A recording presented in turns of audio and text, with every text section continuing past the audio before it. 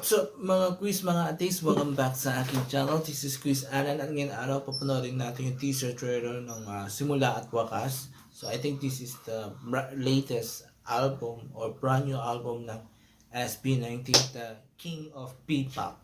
So hindi ko na ito patatagalin pa, papanoorin natin yung trailer at later ibibigay natin yung opinion ko on the said trailer. So let's go!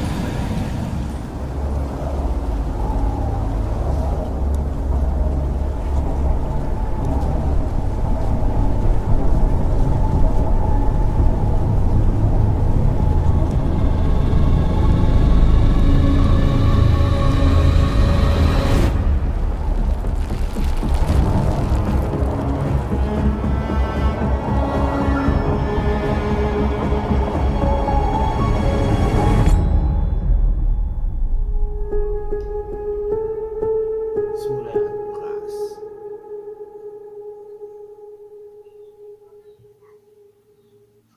Okay, tayo ko napanood natin yung teaser trailer ng Simula at Wakas. So ito yung pinakabagong album ng SB19, yung K-pop King ay P-pop King.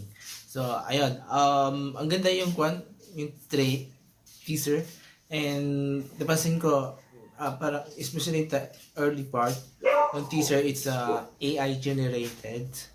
So yun, pero maganda paggawa and ang daming symbolism, and nakita rin dun yung mga past albums and EP ng SB19.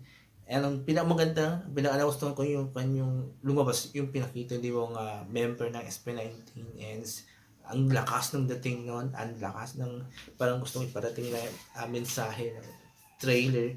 And excited ako dito kasi ganda yung mga songs nila, and aminin ko hindi ako P-pop fan, pero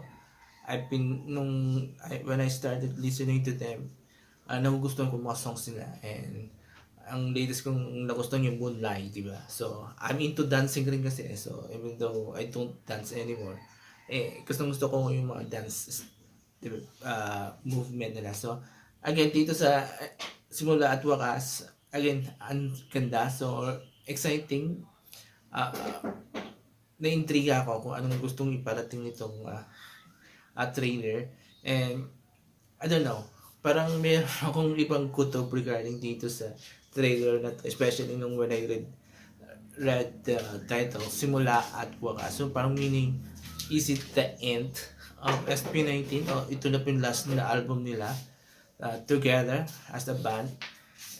Especially pinakita nila lahat yung mga past albums and EP nila to. So parang sa akin, are they disbanding already, or are they this will be their last album together, diba? So I hope sana hindi, kasi sayang, diba? Pero there's a lot of hints naman na already na parang they're open to go solo, kasi meron na silang kanya-kanyang mga albums and songs, and meron rin silang kanya-kanyang career as a solo. Hindi lang as singer or performer, but also on TV, di ba? Like sina Pablo saka si Estel, nakikita na natin sila sa TV. So yon. Pero again, kung ito man yung hint ng pagdidisplay nila, sa akin, they have proven a lot of things na not only here in the Philippines but even abroad, di ba? Na sila yung the only Filipino or only people na maraming nagawa, maraming na-break, especially Philippine records, di ba? So, kaya yung mga umiiyak dyan na ibang fans na sumikat lang last year, na nag-claim na sila na nagbukas ng daan daw sa mga P-pops. So, this is the real one, di ba? Yung SB19. So, again, excited ako dito sa album and I want to hear something. Actually, nami-miss ko yung old songs nila. Kasi yung last year, yung Moonlight, di ba? It's good, pero parang I don't know, naninibago lang ako. Pero I like the song. I really, really like the song. Yun lang, naninibago ko. And medyo nagkukulangan na rin ako to sa parang yung to sa mga fans. I mean yung how you call it? Yung basta nakukulangan lang ako to sa song na para maka-attract ng fans or ng listeners, di ba? So yun. Again, ang congrats sa SB19. So I think mayroong lumabas na nakita ko na is by February 25 ilalabas yung first single, di ba? Tapos yung EP, April and May, magkaroon sila ng tour, Philippine tour, I don't know, or kung worldwide tour, di ba? So yun, supportan natin. If you are 18, let us support this a new album of SB19 or EP.